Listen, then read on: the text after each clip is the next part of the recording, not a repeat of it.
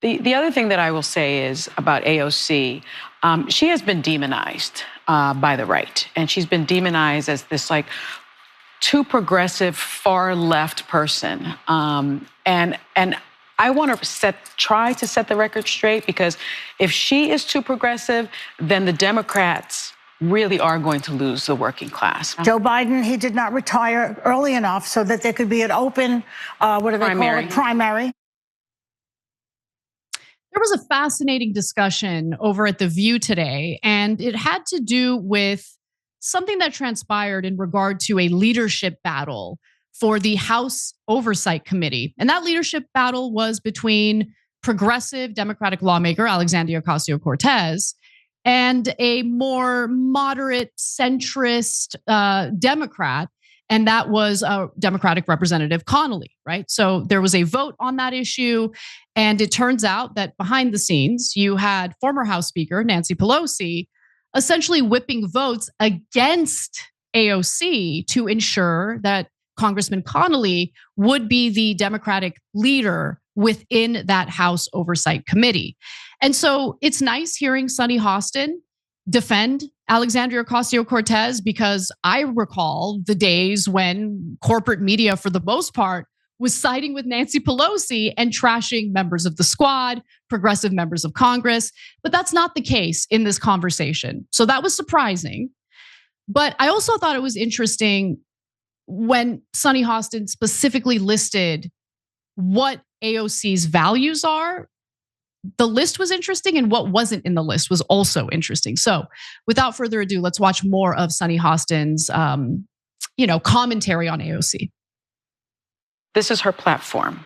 The key issues: healthcare for all people, affordable housing, rebuild the unions, federal job guarantee, free public college, create clean energy jobs, pay parental leave, and expand protections for the LGBTQ+ community. If that is too progressive for this country, then that's a problem for the Democrats, and that's a problem, quite frankly, for this country. That used to be a description of a liberal. But the Medicare, healthcare for all should be an everybody issue. So I thought that list of policy goals that AOC certainly does hold was a good list for the most part. And, what I thought was interesting was that Sunny Hostin is smart enough to understand that those are policies that tend to have broader appeal among the electorate. I mean, there is a reason why there's this populist wing of the Republican voting base right now. And certainly that has existed among the left for forever. But, she understands that the economic stuff really appeals to people. And she just kind of downplayed some of the more, I think like social justice, social policies that AOC talks about. But I think what AOC does correctly is that she manages to balance her messaging on both, as opposed to only focusing on the social stuff and then engaging in like scolding people if they're not completely on board with what she wants for that stuff. Because I think that's what's kind of turned some people off on the left. But I'm curious what you think about that, Waz. I think The View, they've been on a roller coaster, right? They were anti-Biden getting pushed out, and Biden is fine. He's not too old, and all right. And then they became Kamala coconuts overnight, and they loved the coconut Kamala. And they went crazy for that, and they were just so sure she was gonna win. And I think, unlike a lot of people, Morning Joe, they're like a little bit self-reflective as to what happened in the last election. I think that's one, that they understand that they need to be more self-reflective. And two, I think what you're seeing, honestly, Anna, is the power of celebrity. Mm-hmm. AOC is a celebrity. She is a star. Yeah. She counts for a star in the Democratic Party in 2024. And it doesn't take a genius to be like, wait a second. This is one of the few stars we've produced. This woman stands for all of the right things that any Democrat any self-professed liberal, you go to a cocktail party, it's like, you know what, man, we need to get the people some health care. You know what, man, the people are complaining about the rents being too high. Like any freaking lib could accept those as, respectable issues that should be platformed. So I think what these women at the View are saying is like, what's the harm and the foul here? Like, what did AOC do to not deserve this promotion when, she vice chaired this same committee? She's put in all the work. Again, one of the things you want these people to do is to be able to go, use the megaphone and actually spread your positions far and wide. AOC has demonstrated an ability to do that. Like, liberals are obsessed with qualifications. She qualifies. Totally. But yeah. there's just no two ways about it. I think the women of the View are expressing this obvious, opinion.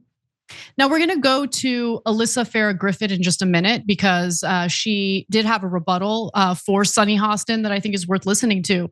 But you make a really great point, Waz, because remember, Congressman Jerry Connolly, he's up there in age. He's 74 years old, and he also has esophageal cancer, which has a very low survival rate. I hate talking about that because it's brutal, and I don't want anyone to think I'm attacking him. But the point is, there's this unwillingness by older leadership in Congress, in the Democratic Party specifically, to step aside and allow for younger, newer leadership that's a lot more energetic, better at communicating. And you're right. I mean, AOC has proven herself to be a far better speaker and promoter of the, values and policies that the Democratic Party purports to want to champion and pass.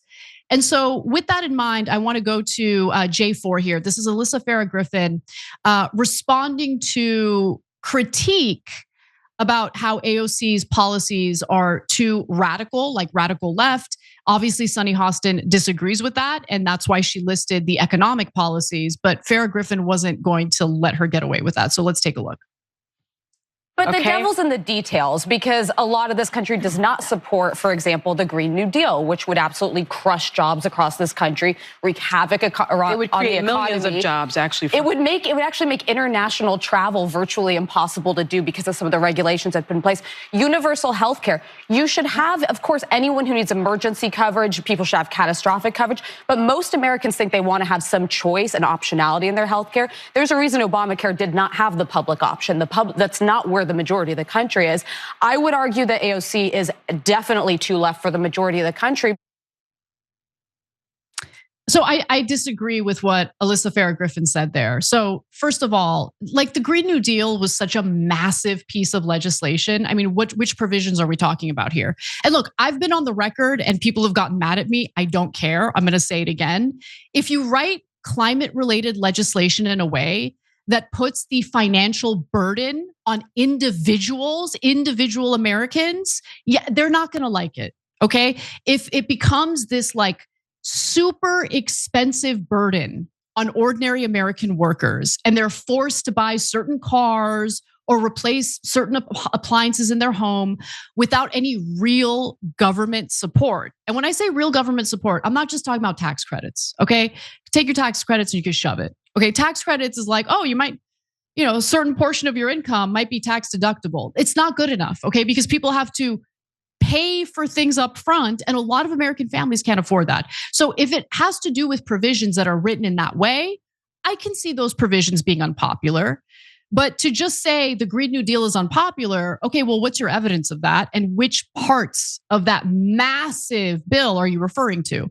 The other thing is, what is she talking about with the healthcare? So she says, yeah, so I'm going to let you jump in with that, Waz, because that got you heated. First of all, Medicare, one of the most popular government programs in existence. Seniors are never saying, oh, I'd like more choice with my med. I'd like to have more private choices. Like, no, like the government is taking care of my bills. I think that's crap. But I think the thing that never gets said when these discussions are happening, particularly with progressive or left Democrats, is No Republican is ever killed for being too Republican, being too right-wing. In fact, when you get killed as a Republican, they call you a rhino. They say you're Republican in name only, meaning you're not Republican enough. You're not hardcore enough. That's when you get killed as a Republican. Only the freaking Democrats run away from their most strident party members. Nobody ever says, oh, this person needs to never be seen again. This person needs to have, put dirt in their skis when they're ascending because they're seen as too conservative. No, so I just think it's nonsense that this idea that AOC is just too left for the country. It's like, no, fam, as a party, y'all need to be making the case for your left policies to the country. Not this idea that somebody like AOC is quote unquote too left. No, all of those things that she mentioned, if you guys actually cared about it, you could go out and make a case for it to the American people. And this nonsense that somebody like AOC or somebody else is quote unquote too left, too crazy, too freaky, too liberal is nuts. I just don't buy it. Yeah, I mean, look, it really depends on what you're making the case for. And when you hear members of the Democratic Party argue that someone like AOC is too left-wing, again, it really depends on what they're referring to. But when it comes to Democratic members of Congress, putting that allegation out there, that criticism out there, they are talking about what her economic values are. And it's not that the American people would find those proposals too far left per se, but the corporate donors would, that's for sure. So that's what they're referring to. If you enjoyed this video, that's because of our members. They make us independent, they make us strong, and they make us honest. Become a member today by hitting the join button below.